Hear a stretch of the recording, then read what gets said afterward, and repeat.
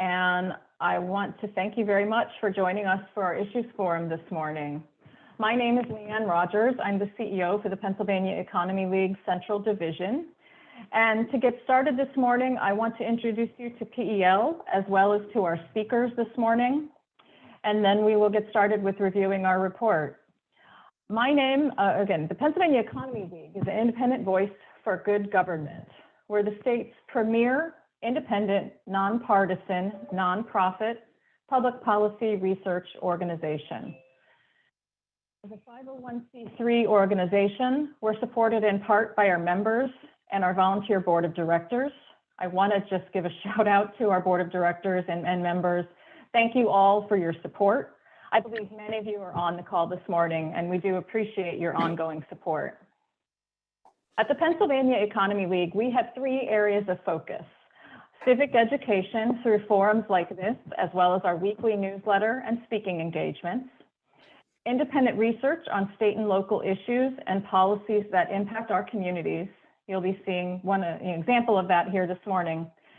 And we also provide technical assistance to local governments such as municipalities and school districts of all sizes and types throughout the state.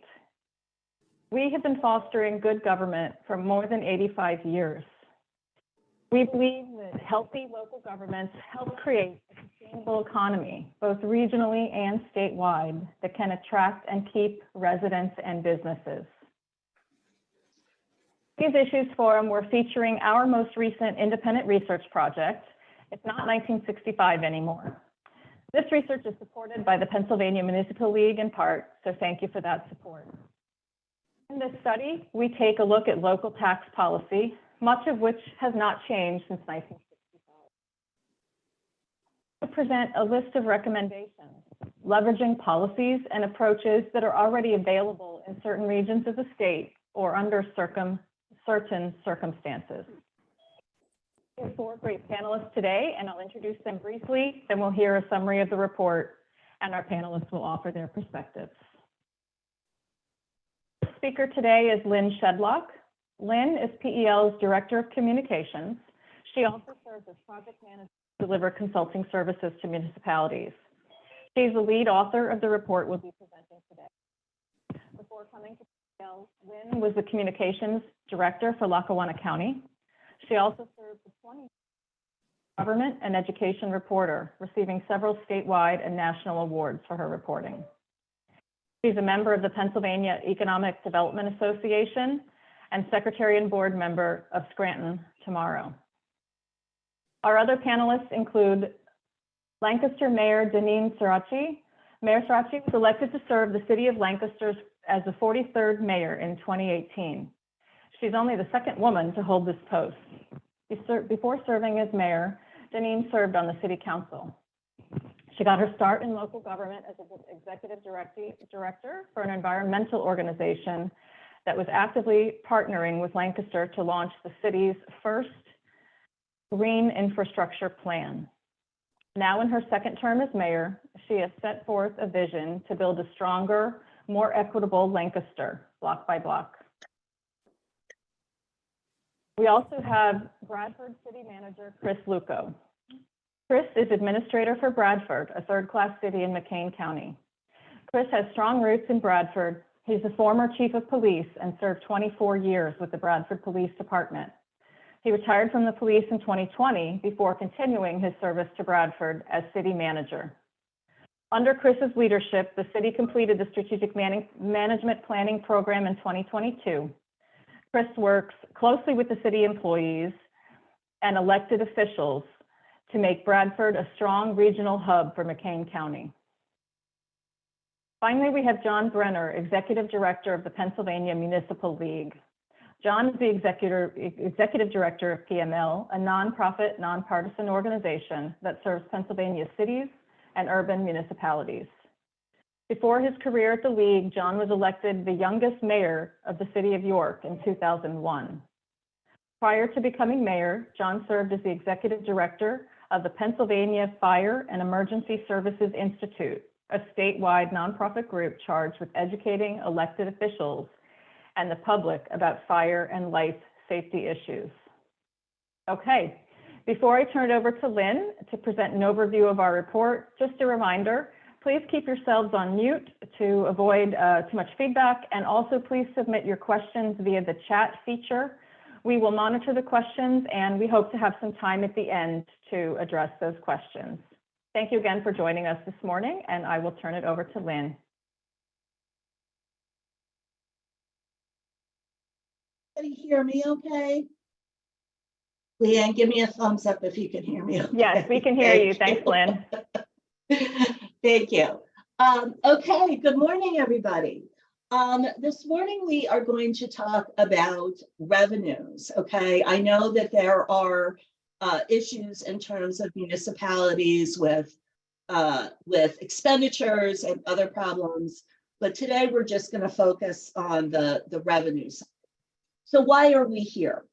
What is the problem? The problem is inflexible taxes, and what those inflexible taxes have done to PA's municipalities.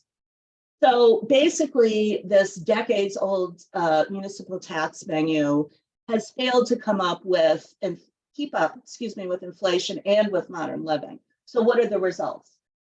And I know we have a lot of municipal folks signed up here, and so this is going to be very familiar to you, right? We have municipal deficits, we have public service cuts, and we have an over-reliance on property taxes. And those property taxes, because of the Pennsylvania system that relies on assessments, don't generally keep up with expenditure growth. And we see that all over the place in our technical assistance work. And that last bullet, as I mentioned, we see this all over the place: cities, boroughs, township, all sizes, rural and urban throughout the state. All right, so how did we get here? So we had property tax, of course, but in the 1940s, there were these so-called tax anything laws that resulted in a proliferation of municipal taxes. It was kind of considered the Wild West of municipal taxes. So in 1965, the state decided to rectify this with Act 511. And the goals of Act 511 are very laudable.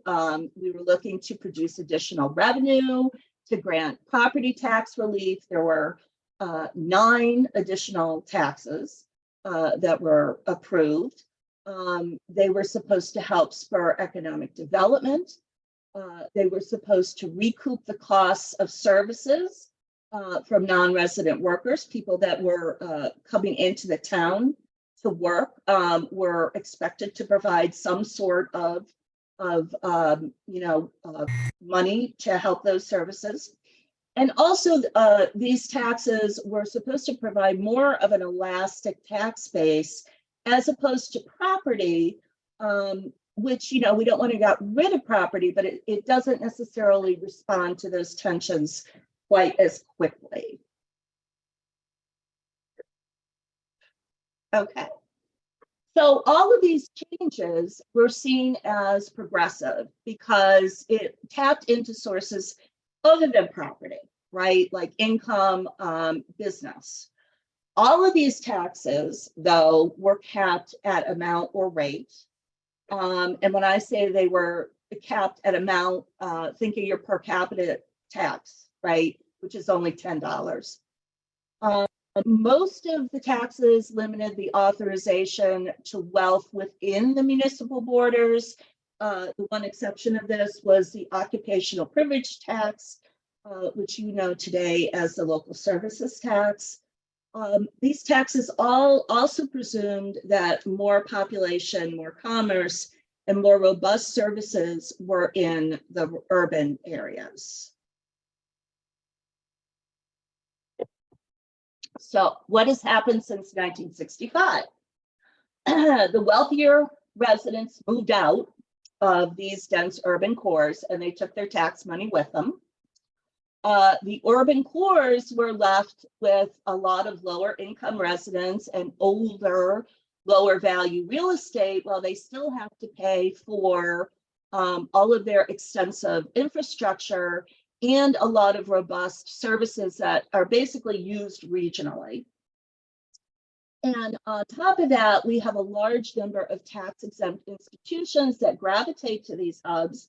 These are all economic engines, right, for the area. But unfortunately, they are also exempt from property taxes, and so they eat into that already shrinking tax base. So in terms of this development, Act 511's capped rates and flat taxes were not able to keep up. And they also failed to acknowledge the migration patterns that developed. So as a result, our urban cores, our cities, our municipal boroughs, et cetera, became over-reliant on property tax revenue. Why? Because all of their Act 511s, our taxes were basically at the maximum. And despite the fact that at this point, that is one of the few areas that municipalities can increase in order to get revenue, generally those property taxes on average do not keep up with expenditures, still don't keep up with expenditures because of our inadequate and uneven property assessment system. So this graph shows you the impact of suburban sprawl. You will see that in 1960, most of the population lived in some sort of urban core, whether that was a city or a borough. And we had a smattering of people in the townships. You go fast forward to 2020, you see that large green area bar, part of the bar, that is your second class townships. And you can see where all the population has gone. The first class townships were fairly stagnant, but the cities have definitely lost population. Okay, so Act 511 authorized 9 taxes, but flat taxes have not kept up with inflation and produce little revenue if they are collected at all. Think of your amusement taxes for our municipal folks. I know a lot of municipalities have amusement taxes on the books. They don't even really bother to collect. Municipalities can't raise the one Act 511 tax, which does appear to grow, and that is the earned income rate. And that is generally the most productive Act 511 tax for all of our municipal classes. The business taxes under Act 511 have not been modernized, and they don't fit the current economy. And if you didn't get them back in the day, you can't get them now anyway. 5 of the 9 taxes produced less than 1% of total taxes in 2019. And all of these Act 511 sources are subject to sharing with the school district, except for the occupation millage. All right, so let's turn over to the property side. In terms of property assessment, there's no direct mechanism in Pennsylvania to force a new county property assessment. There is no reassessment on sale of property. Some people are surprised to hear that, but actually it's against the law. Old assessments depress the value of a mill and also raise questions of tax fairness, but go back again, there's nothing that compels counties to do these property assessments. And what happens is as the assessments get older, the municipal tax revenue stagnates and it can't keep up with the growing expenditures. And you see we have a graph there, which you may or may not be able to see too well, it's a little small, in terms of the years for a last reassessment. My home county, Lackawanna, which is currently undergoing a reassessment, has not reassessed since 1968. So what happens? Municipalities can bump up against their millage caps because so many lower value mills, remember you're not getting much for your mill, are necessary to maintain your revenue. So you have to raise taxes just to keep up. The millage rate was increased. Some of you might know, for cities, boroughs, and first-class townships. In recognition of that problem, it was increased from 25 to 30. That's one of the few system modernizations. But despite this, most of our PA cities are dependent on property taxes for 50% or more of revenue.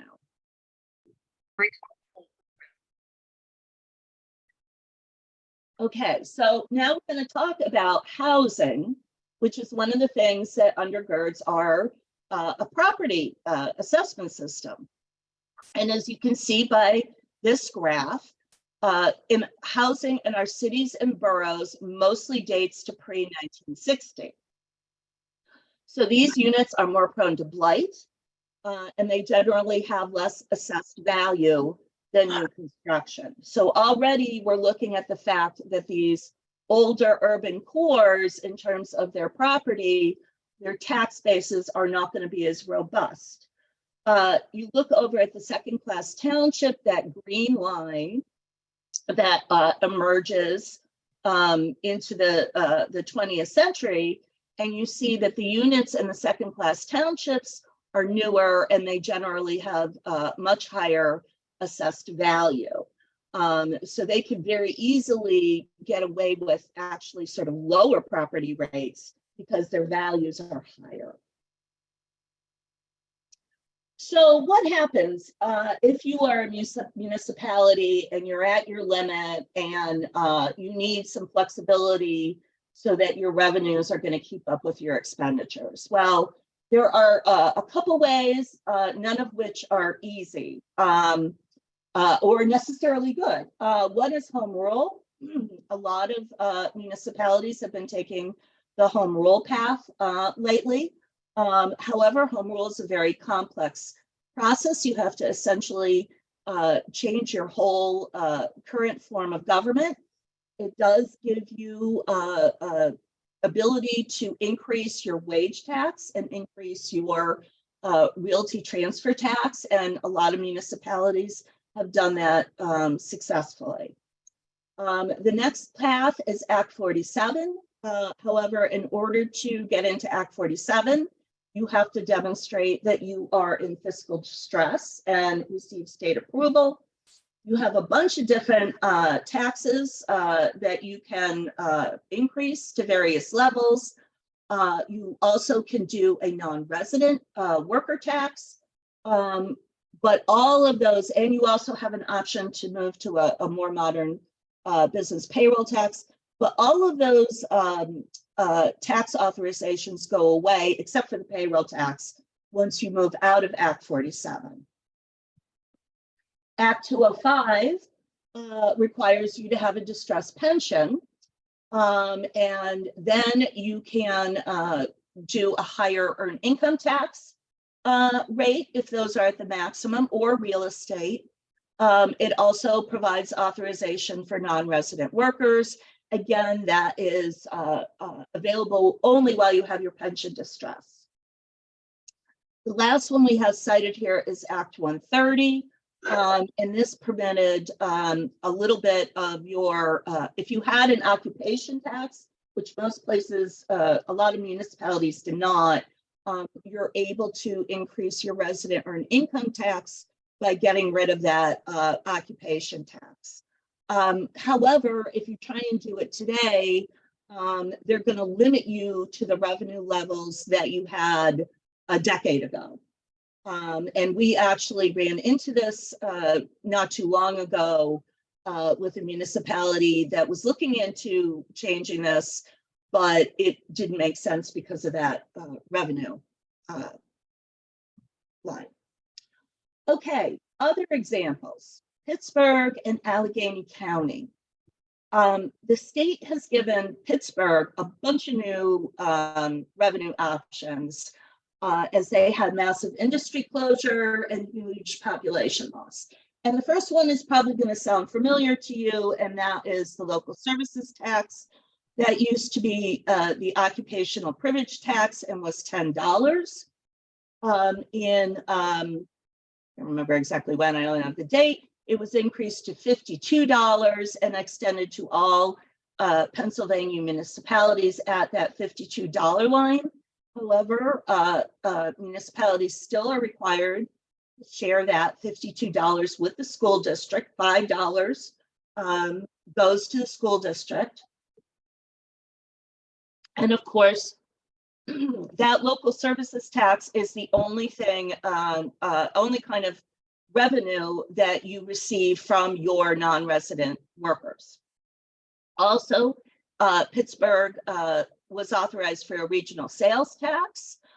This regional sales tax pays for a lot of the regional assets, parks, stadiums, etc., that are in the city, but are used regionally. So not only does it give Pittsburgh money for those assets that other cities don't get for their similar assets, it also provides money for their general fund, and actually all Allegheny County municipalities get some sort of money from that based on a formula. Pittsburgh also got the updated business tax, the payroll tax rather than the gross receipts tax that has been extended to Act 47 municipalities. The last tax I'll cite is the Allegheny County drink tax, which funds the Port Authority, and Allegheny County is the only one that gets that.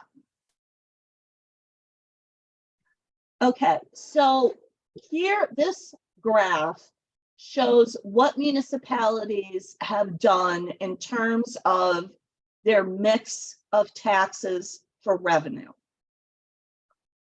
We see the 1990 on side, and you'll see the bottom blue is real estate. And generally, Pittsburgh, cities, boroughs, and the first class townships were all very heavily reliant on real estate in 1990. Second class townships, not so much. Second class townships gets a lot of their money from earned income tax. That's where, as you've seen, a lot of our wealth went. And so they are actually picking up a lot of that through the wage tax. Also note the small yellow bar, sort of in the middle-ish or up towards the top, is the LST tax. Okay, now fast forward to 2019. First of all, look at that yellow that I just mentioned. You'll see that yellow has increased. That's because the LST came into being, and that tax went from $10 to $52. Now look at Pittsburgh, and you will see that Pittsburgh's revenue mix has become much more balanced. That goldish sort of bar, portion of the bar is other taxes. That includes things like parking and also the payroll prep tax. And their reliance on real estate has dropped from over 50% to just about 1/3. So why do we like to see this sort of a balance? Well, because that way you're more reliant, you're more flexible. If any one of your revenue sources takes a hit, you still have money coming in, hopefully from some of these other revenue sources to balance it out.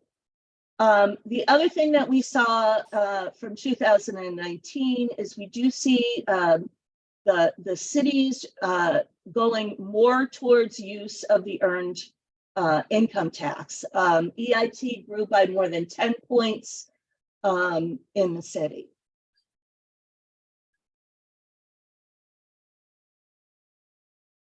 Oops. Okay, technical difficulties. Hold on one second.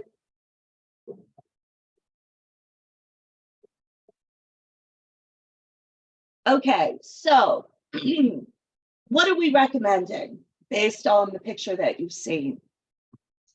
All of our recommendations are based on existing models, the existing models that we just went through.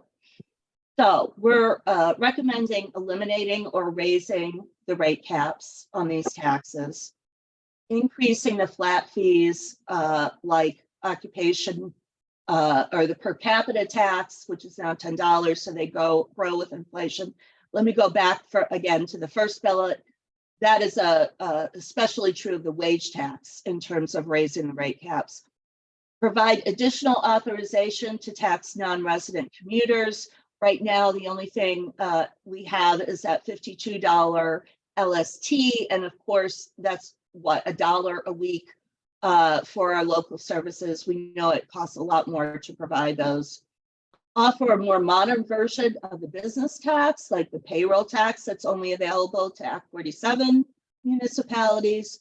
Consider new options like a sales tax if they have an Allegheny or a Dix tax, and also mandate regular property assessments to relieve that stagnation in our property tax base.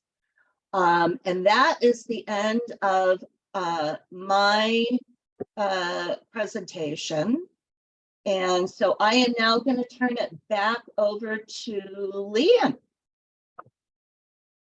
Sure, thank you, Lynn. I am actually going to turn it right back over to Mayor Sorace for her remarks.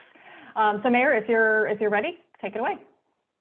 Great. Good morning, everyone. I want to just first begin by thanking the Economy League and the partnership with Pennsylvania Municipal League. I had the pleasure of serving as president last year when this report was really coming together, and appreciate the opportunity to talk a little bit this morning about the city of Lancaster. To situate this conversation, I thought I might just start with a little bit of understanding about what our budget is. We have a $71.8 million general fund operating budget that's part of 141 combined operating budgets. We are one of the few municipalities that still owns our water and wastewater systems. And like many of you, you probably have about 60% of your budget that's going to public safety.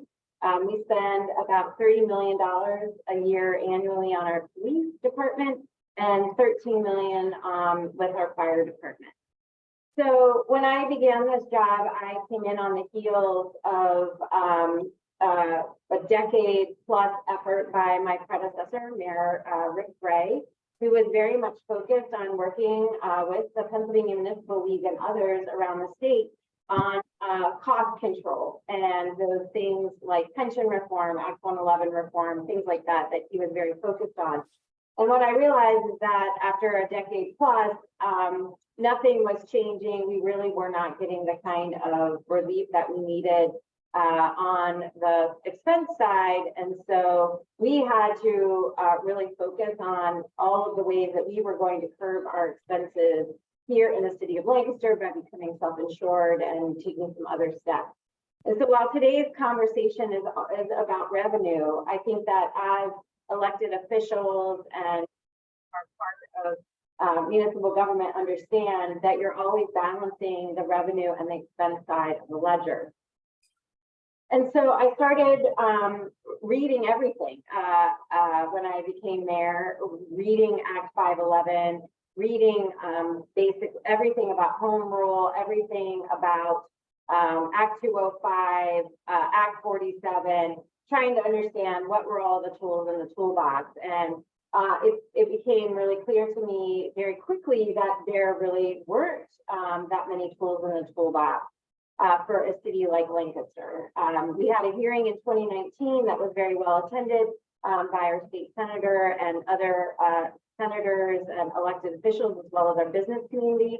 I would say that the big aha that our delegation got out of that conversation was having our president and CEO of our local EDC say that essentially we were not going to economically develop our way out of this structural deficit.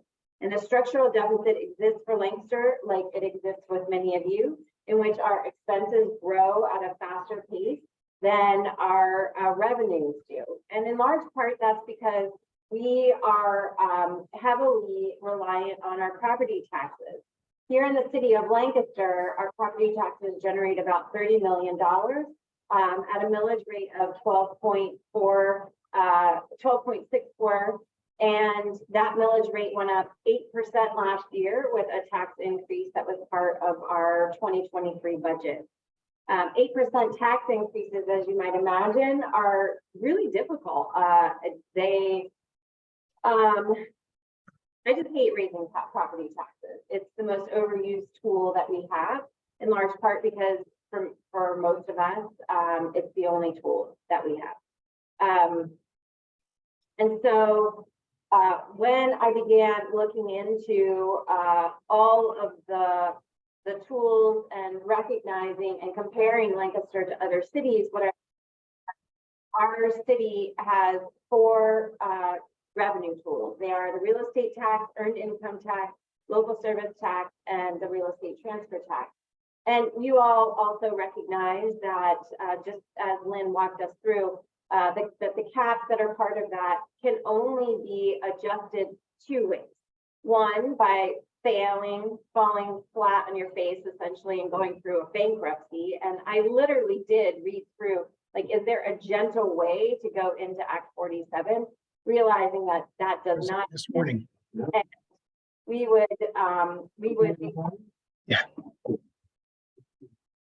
basically be setting the city back a decade to right the ship coming out of Act 47. I have recently embarked with the city on a process of exploring home rule. I actually introduced this as part of my State of the City in January. Because we only have these 4 city tax revenues, I took a page from mayors across Pennsylvania. I'll never forget Mayor Canto and Mayor Lombardo be like, kind of like, what? The city of Lancaster still operating under an optional 3rd-class charter? Boy, those are the horse and buggy days. Maybe you should catch up at least to the, a Model T, which is kind of how it feels, although I know that that predates 1965. But we are now in the 21st century and having this conversation about how to pay for the critical services we know our residents rely on every day. So the home rule conversation has been very interesting. Council passed an ordinance to place the question on the ballot. We have gone through the process of getting commissioners on the ballot. We now have 18, which I think is an incredible number of candidates who are running for Home Rule Study Commission. We are posing the question and asking voters in the city of Lancaster on May the 16th to select 9 study commissioners. And my request, my plea to city residents is, let's study this. Let's give the study commission an opportunity to look at our form of government and really examine where there may be more flexibility, more efficiencies, more things that we can be doing to address our structural deficit. And so that is the direction that the city of Lancaster is headed. Just a couple of comments that is part of this conversation that just really strikes me. I think Lancaster City is one of the only cities of our size that only has 4 revenue tools that are still capped. And that is because we have never gone through Act 47 and because we're operating under this optional home rule charter. And when you look at other cities of our size that are comparable around the state, you quickly realize that they have a business privilege tax, that they have increased caps on earned income tax and real estate transfer tax. Some communities have the benefit of other revenue streams that are not available because of some, like a casino or a special a drink tax like Allegheny has, things like that. And so I kind of find it remarkable that the city has been able to be so successful in controlling our costs and managing with these 4 revenue tools. But our structural deficit just over time continues to grow. And what it looks like ahead as we look to 2025 is that we will basically obliterate our general fund balance, and heading into 2026, we would have an $8.7 million deficit. That's basically if we don't do anything different and control and have costs that increase between around 4% a year. And in contrast to property taxes, which the assessed value of property taxes, despite all of the investment in the city of Lancaster, have only grow less than 1% every year. But in 2023, we're looking at a 5% natural growth of earned income tax, because that rate, mind you, has been 0.6% since 1965. And I've been very transparent with our voters, again, taking a page from my colleagues across the state, in particular, Mayor Lombardo in Pittston, who just said, you know, Mayor, you got to tell your voters straight up, this is why you're exploring home rule. And it is why I'm exploring home rule. We need to have more flexibility as it relates to our income. It is a long and arduous process. It is more than 18 months with the planning on the front end to get the commission on the study question on the ballot and get commissioners elected. And so, you know, for me, sitting in the position that I'm sitting, I know that the #1 priority that I have as mayor is public safety. It's the #1 priority that every mayor across Pennsylvania and across the country has. We need to provide for police and fire. It is the largest expense in every municipal budget. I have spoken to so many other elected officials that represent us in Harrisburg just to say, if you can give us some flexibility on any of these taxes, even if you are going to dedicate it solely to public, put guardrails on it, limit the amount of funding that folks that we're able to generate each year. Make it such that, you know, our voters, residents don't have to fear of double-digit increases in earned income tax. These are the kinds of things, the kinds of conversations that the city of Lancaster has been having for years. And so here we are, coming back out of the pandemic, having these conversations again. I just want to say how much I appreciate Pennsylvania Economy League, the Pennsylvania Municipal League. I also want to give a shout out to our partners at DCED and the Center for Local Government, who have been incredible partners to us, both in funding the strategic management planning, which we have secured for the last 2 years to try to find efficiencies in our operations, as well as look at the projections over time. We recognize that we are not going to either tax our way out of our structural deficit or cut our way out of our structural deficit, because neither of those options are really realistic. We'd have to raise taxes like 38% over the next 3 years, or cut 75 to 100 staff members in the city of Lancaster to get to a balanced budget, again, with no property tax increase. That's just not realistic. And we know that the county of Lancaster, which and the city are the 5th largest contributor to the state's GDP. We know that we as the centers of government in our counties are important economic drivers. We know that our governor and our legislature are very interested in ensuring that the state of Pennsylvania continues to be an economic powerhouse and can, well, and I wouldn't say that we're that now, but there are efforts that are really trying to retain and attract talent, bring talent to Pennsylvania, and grow. Your call is being forwarded. And I would just say that cities cannot be left behind in this conversation, and there will be no economic development, no growth in our cities if we don't have public safety. Thank you very much.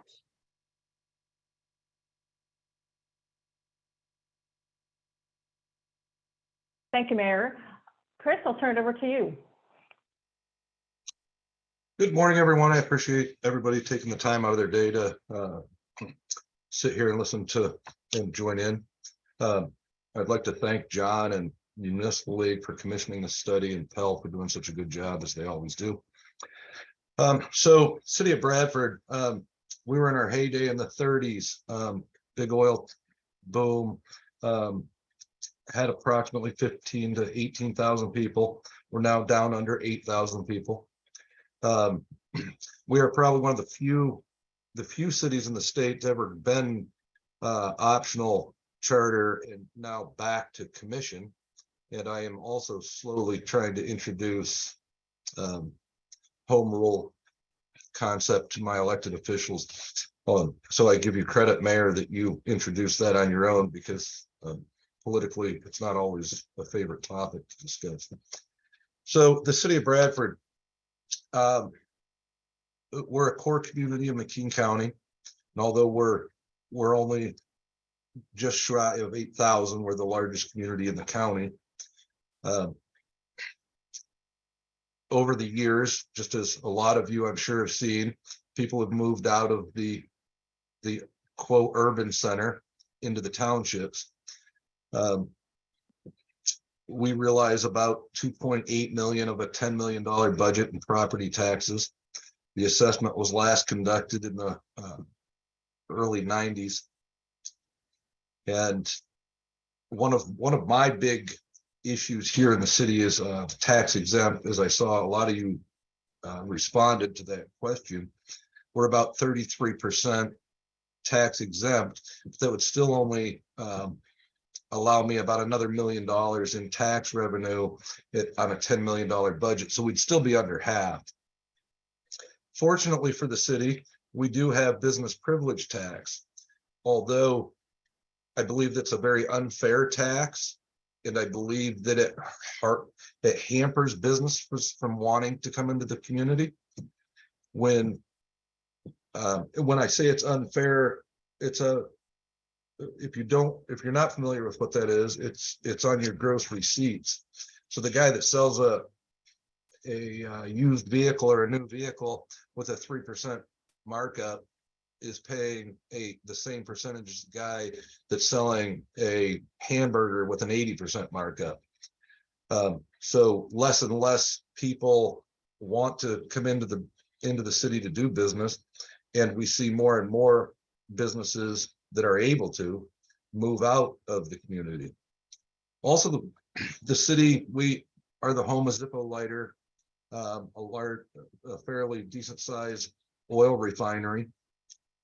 Used to be Kendall Motor Oil. It's now American Refining Group, as well as Dresser Manufacturing. All of those businesses were started here, but they're all exempt from the business privilege tax. So our largest revenue generators are exempt due to the laws with interstate commerce taxes involved. So in my opinion, and what I feel would be the most helpful for at least a core community like us is the commuter tax. Bradford's comprised of a very high population of poverty level income, below poverty level. My earned income tax that we currently receive is based off $166 million of salary earned by the residents that live in the city of Bradford. So half of that generates approximately 830,000. So I reached out to Berkheimer, who collects our earned income tax, several months ago, because I wanted to know what the non-resident salaries were. In comparison to that $166 million in residential salaries, there's $307 million of commuter salaries. And these commuters use our roads, they use our police, they use our schools, they use Um, the fire departments, and quite frankly, we're getting $52 a year out of those commuters. A 1% non-earned 1% non-resident earned income tax would generate more than my property tax revenue. It'd be over $3 million. So I am not one that would advocate, although I believe tax assessments being redone is very important. I'm not one to advocate putting everything on the back of the residents or the businesses. I think the lion's share of the cost should go on the people that use the services. And in the city of Bradford, those that use the services mainly are non-residents. A small example is all of the schools within the Bradford School District lie within the city limits of the city. And we supply them with 3 school resource officers. Now they reimburse us 80% because they're there 80% of the year. But that other 20% where it helps offset costs are on the burden of the city taxpayers.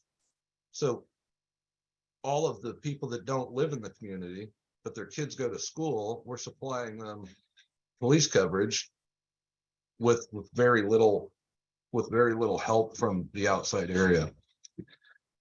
We have been successful in generating revenue through other sources. We have a full-time paid fire department. It's not a hybrid, it's full-time. And they also are responsible for ambulance and paramedic service. We have been successful in recovering some costs of ambulance service from the areas that we provide daily service to. I'm certain all of you know the cost for an ambulance isn't the fact that when we go pick people up, it's the fact when it's sitting there doing nothing. So they have started contributing some, but nowhere near what it's required to cover those costs.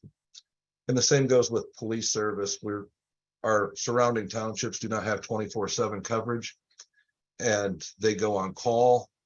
So at 2 o'clock in the morning, the townships get a domestic call or a violent call, something that needs immediate response. The city officers respond to that location and hold down the fort until they get there.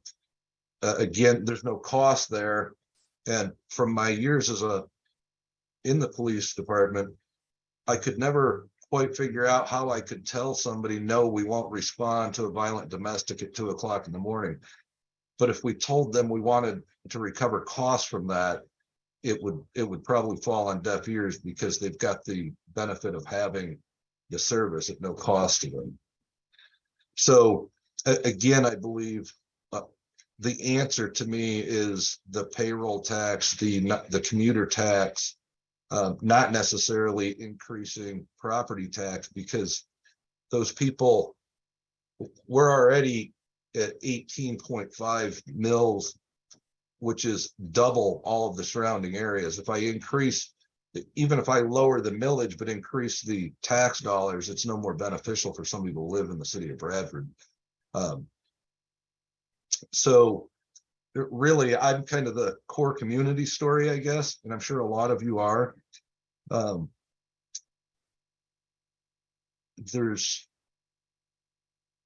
just believe that there is no way we can continue to operate with the cost increasing and the revenue completely stagnant, and if not actually revenue dropping each year, as I see more and more properties going into a tax repository, and we have a substantial rental population. About 60% of our residential properties are rental units.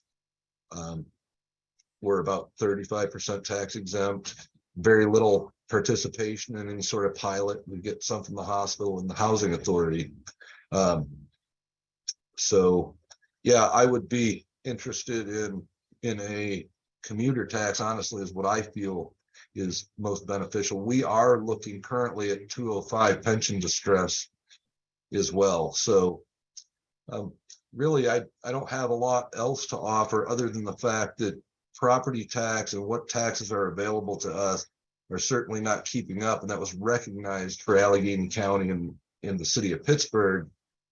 And once I saw somebody ask the question, what is the fear? I don't know if it's a fear. It's more of a political move. If I look at my state House of Representatives for my area, he represents about 20,000 people. Only 7,000 of those people live in the city of Bradford. So is he going to increase their tax? I'm not sure that that's a popular move politically. So it's definitely going to take a lot of pressure, and I would encourage all of you, if this becomes picks up speed through the municipal league, to back up that movement. I've attended a couple things that they've done down in the Capitol to push through stuff, and the radar bill's one of them, and it looks like that's actually paying off. So I would encourage your participation in anything that they push through. I appreciate all of you listening to me and taking the time to be here today. Chris, thank you very much. While John gets started, just a reminder, please post your questions in the chat, and we will try to get to those toward the end. And John, I'll turn it over to you. Thank you so much, Leanne, and thank you to everyone at the Economy League. Boy, to follow the great manager from Bradford, Chris Lucco, who gets it, and certainly our immediate past president, Mayor Sorace from Lancaster, for a wonderful job that she's been doing. These are both fine examples of professionals that are managing local government and doing everything they can to stretch finances, to look for new revenues, to cut costs, and to operate efficiently. And I know all of us in the municipal world look up to them and really thank them a lot for sharing their information with us. Frankly, if this is a major problem for the city of Lancaster, and we know it is, it's also a major problem for every other city in the Commonwealth of Pennsylvania and a growing number of boroughs and townships. So we have to look at this as a true crisis for all of municipal Pennsylvania.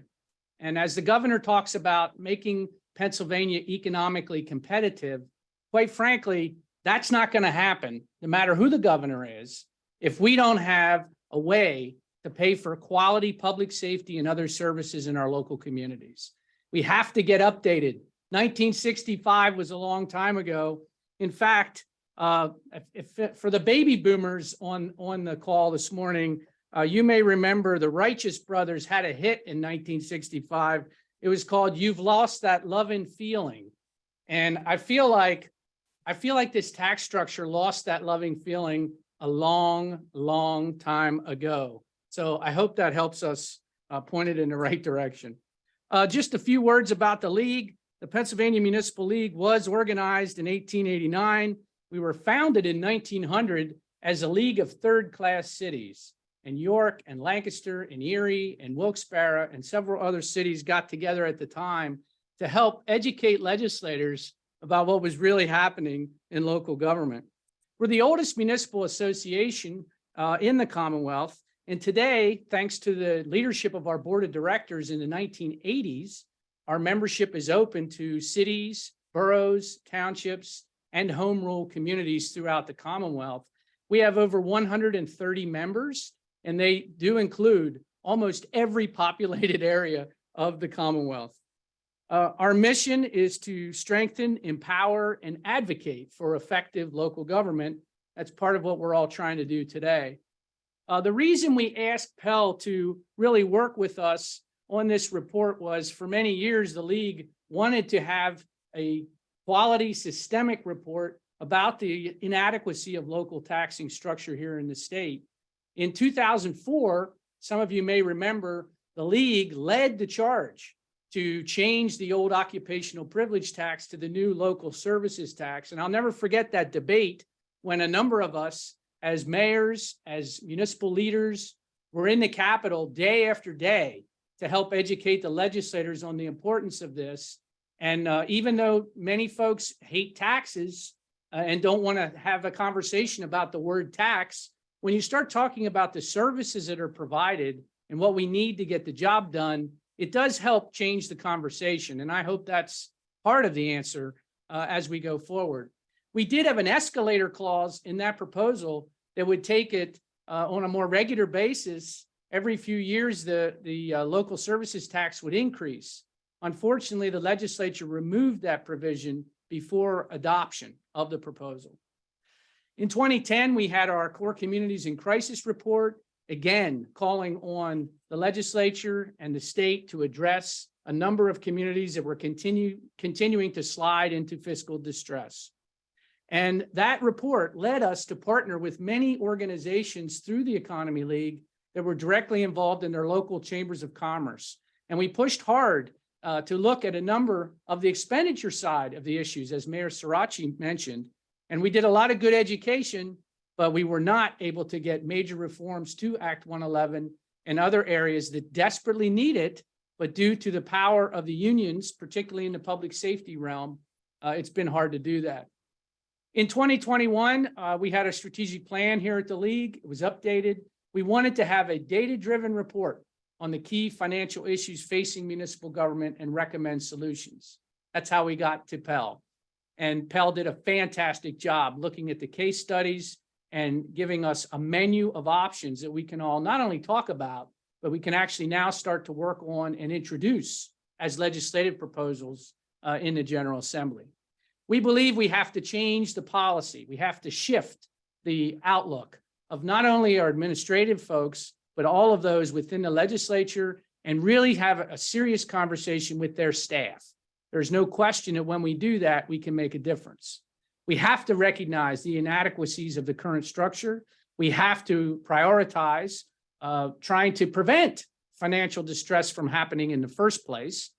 And we have to allow local officials to determine what that menu of options should look like and pick out the menu of options they need to operate more efficiently, because Lancaster and Bradford are not exactly the same, just as communities in southwestern Pennsylvania and northeastern Pennsylvania are not exactly the same. But we all have the underlying structural deficiencies that are taking place here in the Commonwealth. What do we want to do with this Pell report? And I want to thank Amy Sturgis, our Deputy Executive Director for Advocacy, for coordinating with Pell throughout this process. Amy and her team lobby every day on your behalf in the Capitol.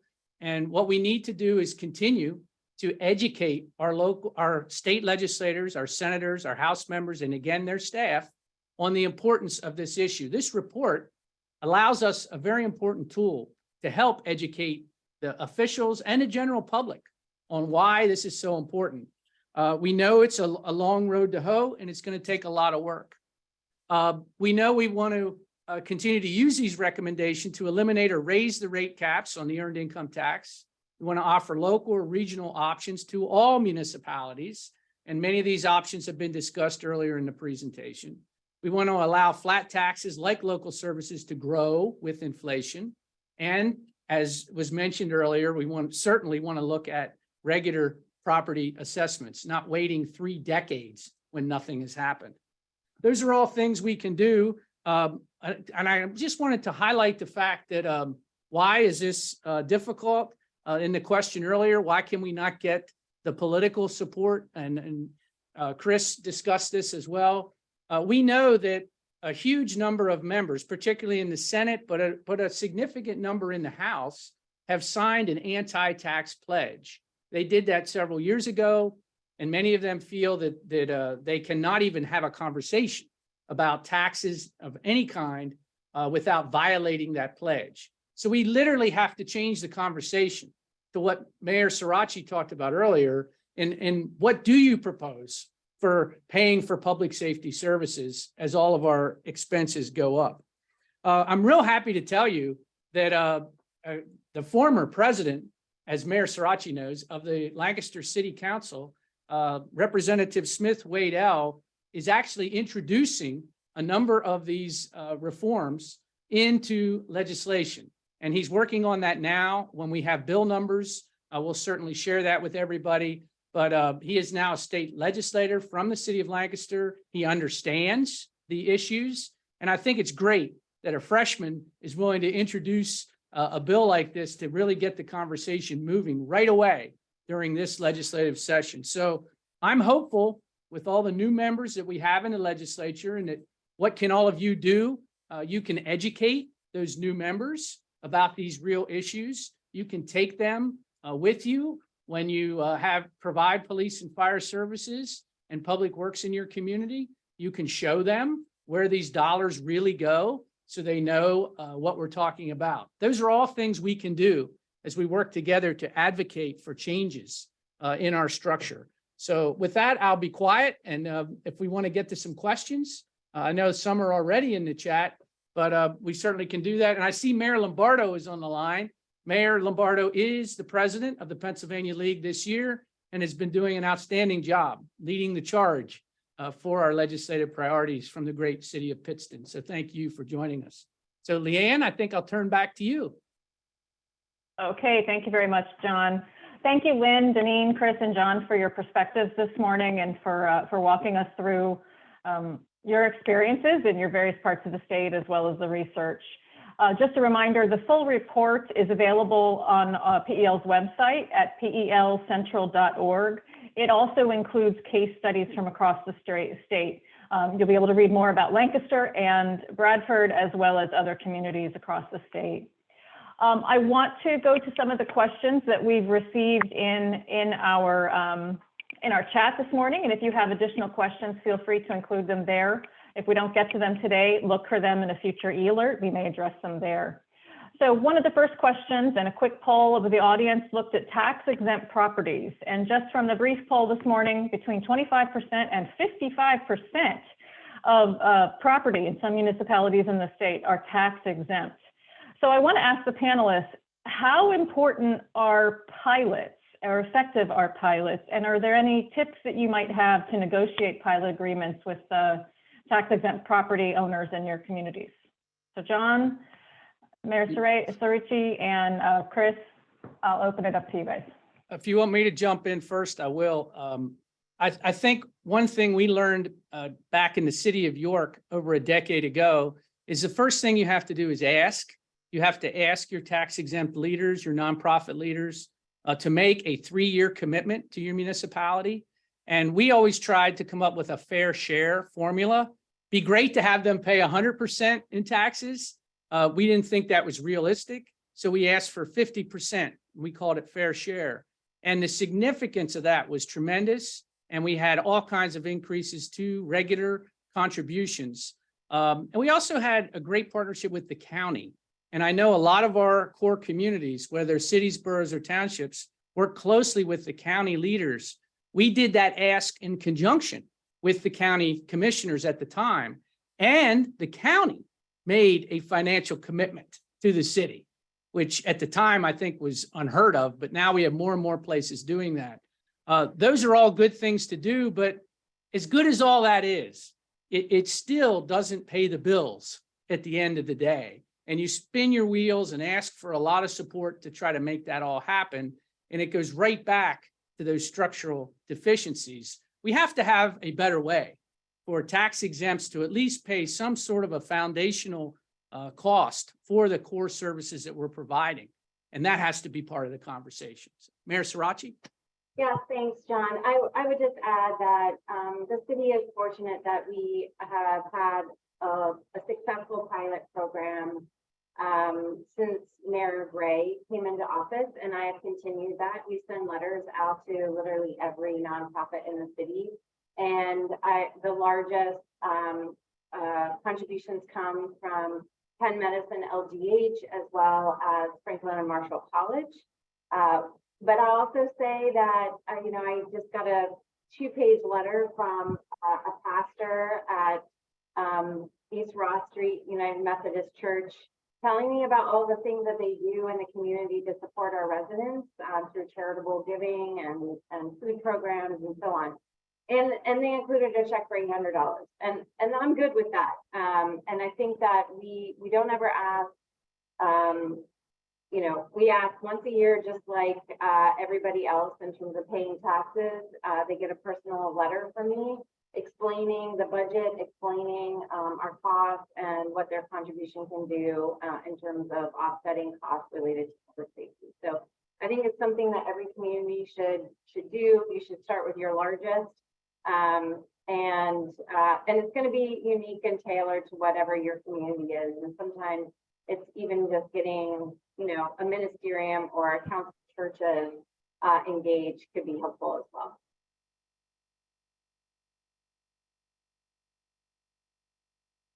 Mayor.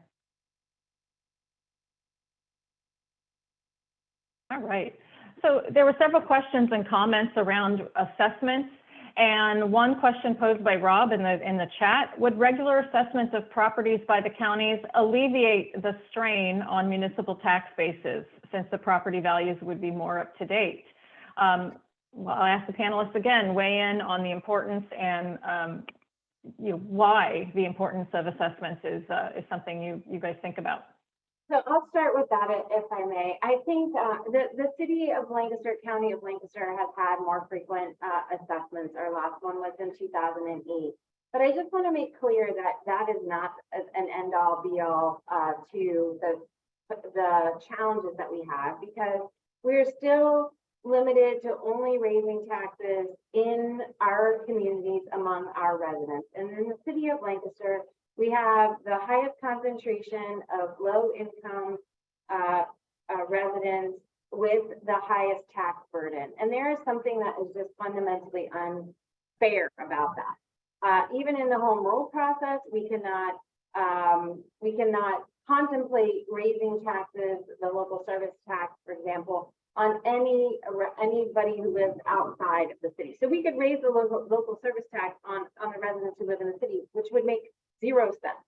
And so the reassessment is an important and necessary component of this, but it is not the end all be all, just the way that home rule is not the end all be all. I'm still talking and still making a pitch to city residents to raise their taxes, but to just do it in a different way. It's still relying on the poorest community in our county with the highest tax burden to continue to cover the cost for this community that sits as an anchor in our county that is required to have paid police and fire in contrast to those, who still have volunteer departments or are relying on the Pennsylvania State Police. And so, yes, necessary, but not sufficient.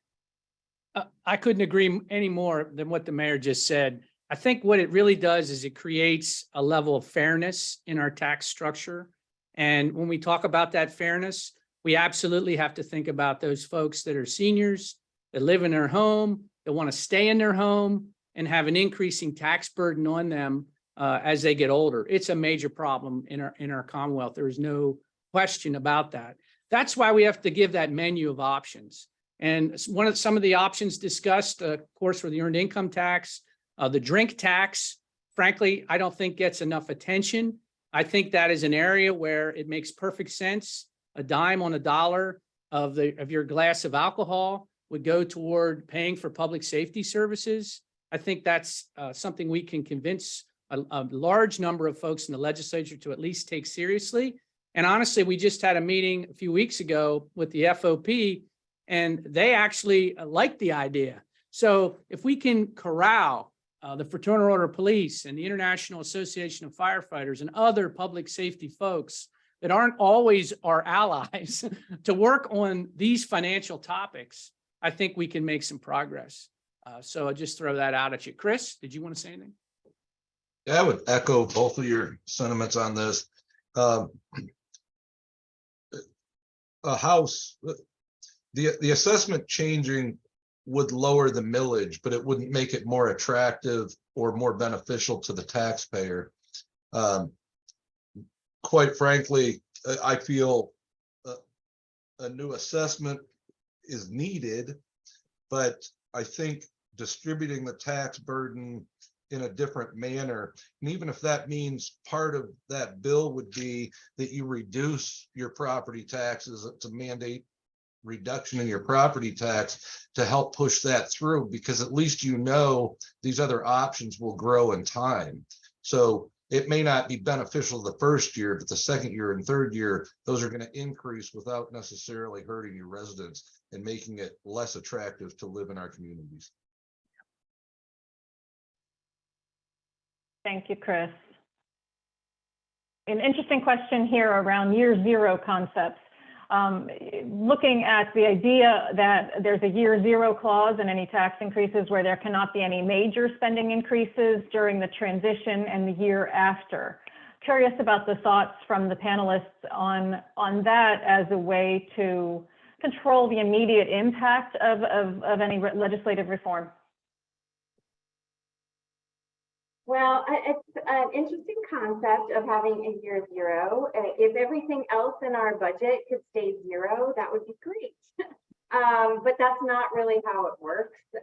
And we have collective bargaining agreements that have, we have 3 bargaining units in the city of Lancaster that negotiate their contracts. We have good relationships with all. I don't ever feel like that when we get to the table and we come to an agreement that we are being asked to fund more than is fair. And we know that inflation is higher than what the collective bargaining units get, but we also know that we're locked into those contracts for a period of 3 years. And so a zero freezing revenues and basically phasing in with a 0 year or transition is a really tough thing to do.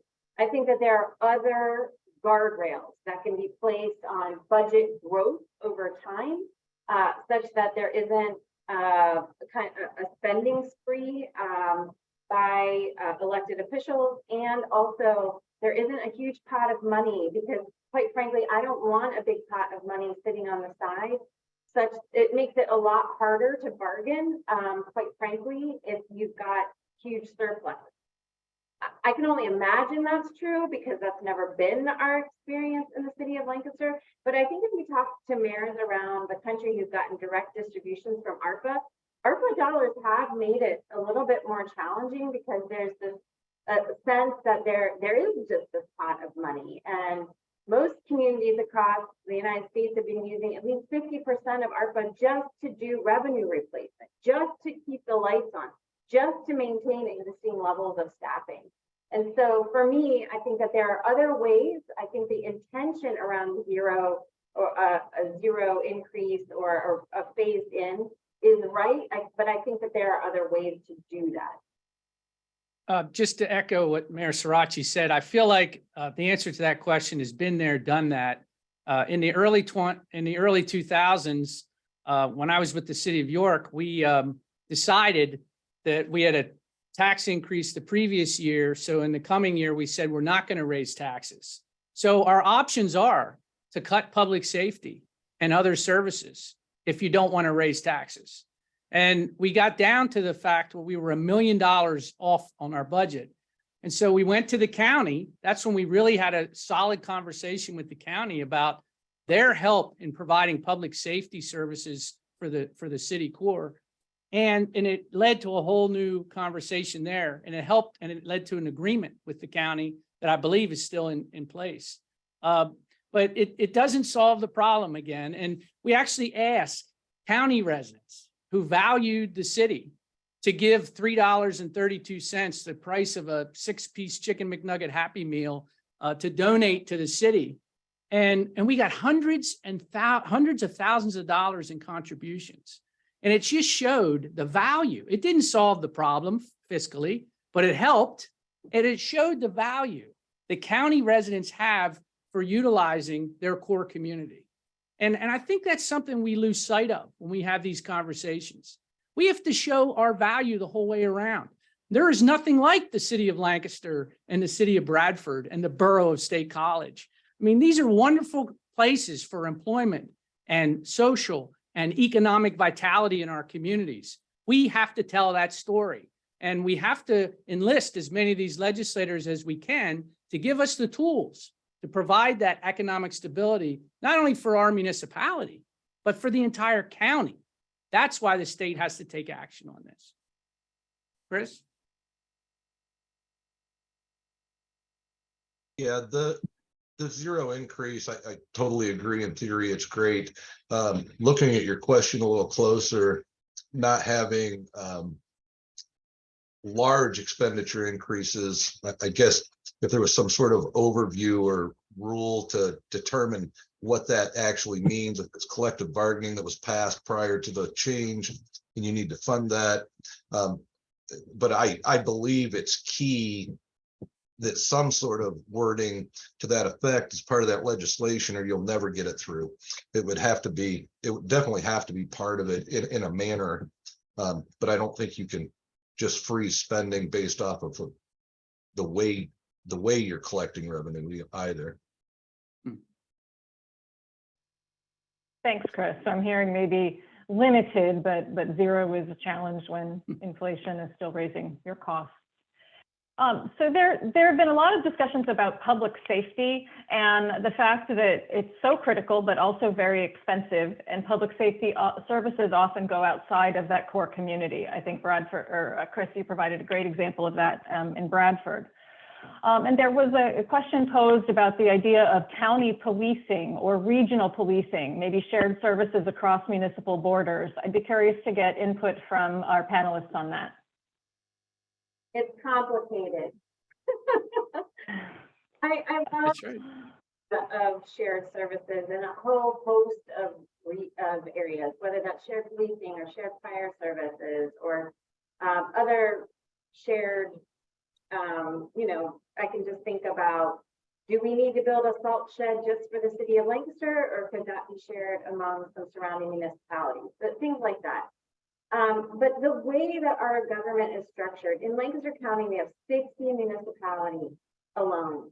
And we know how complicated it is with a changing cast of characters that are elected officials, relationships that are built and evolve over time. Some of those things ebb and flow. We have seen some shared services here in Lancaster County with mixed success because the cost that, for example, the city would have to provide some of those same services are would be unaccustomed. Voters and residents in those municipalities are unaccustomed to paying that amount, for example, for fire service, because they're relying on volunteers right now. And so I continue to support this in concept. I would say that we really need leadership from the state to incentivize these kinds of conversations, the planning efforts that it takes, the facilitation, the working through the details of how this would work, and the long-term sustainability. And without that kind of financial and structural help, we get lost in the day-to-day because these things take years to come to fruition. And then if you have a leadership change in the middle of it, it can be off or not. Good. Former police officer. 2011. Go ahead. In 2011, reached out to the governor's office. Can't remember which office, local affairs. They did a police regionalization study for us. And actually it was pretty insightful, very detailed. And it would have provided the townships with much more police service than they currently have. It would have provided the city with more services than they currently have, just being able to add people and some specialties maybe. And the cost in the long term was a reduction to all the municipalities. Out of the gate, it was an increase, but I was basically a monster for requesting the study. The townships felt like they would lose their anonymity, and it was not for us to take over their policing, it was truly to regionalize. So, but I could not get it passed. I just couldn't get them to even buy into the thought of looking at it because they were afraid they would lose control over what they currently have. So again, I think that comes down to who you're who your elected officials are and how it's approached. But there was absolutely no buy-in in this area for that. Unfortunately, they're currently, all of our surrounding areas have volunteer fire. So truly that's coming at a pretty low cost. So I don't believe there's much flavor for to buy into a fire department.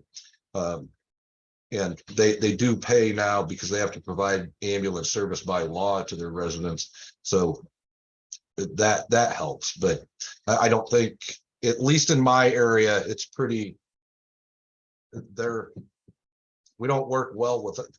They don't like the city per se interfering in their businesses, how it's at least been over the past few years. Just to piggyback on that, I know we're getting down to the time here. The governor has proposed increased funding at DCD in this budget for some shared services and additional help and support from the Commonwealth. That's a good sign, and we certainly support it. Does it go far enough? And I think we all know the answer is no. But what we really need is leadership. And I think this governor has the opportunity here to provide it for all of us. If he said to all 2,560 municipalities in the Commonwealth, you know, I'm going to give you 2 years to come back with your own plan on how you can share services and save money across municipal boundaries, I think a hell of a lot of the communities would do that. And that would be an impetus for them. And here are the tools that we can help you do that. To me, that would be the game changer. If the governor stood up and said that, I know we have to think politics and timing, but I believe this governor has that capability. And I think a lot of us in local government would welcome that opportunity to help put together a real long-term plan for each of our communities for sharing services. Leanne?